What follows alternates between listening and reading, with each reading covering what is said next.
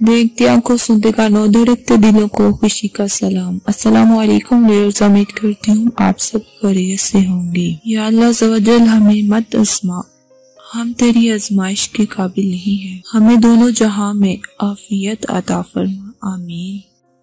आज का रूहानी इलाज दिल की तकलीफ के लिए है। सुनहरी बात, नीयत साफ हो जाए तो नसीब भी बदलने लगते हैं। ये रूहानी इलाज दिल की तकलीफ के लिए है। अगर किसी बहन या भैया को दिल की तकलीफ हो तो दिल को मजबूत करने के लिए अव्वल व आखिर 11 मरतबा दुरूद इब्राहिमी पढ़नी है। दुरूद शरीफ पढ़ने के बाद बिस्मिल्लाह शरीफ पूरी पढ़नी है। फिर सूरत कदर 11 बार पढ़कर पानी पर दम करना है। 40 दिन तक पीना है। अगर पानी कम हो जाए तो आप इसमें पानी और ऐड कर सकते हैं। इंशाअल्लाह दिल मजबूत हो जाएगा।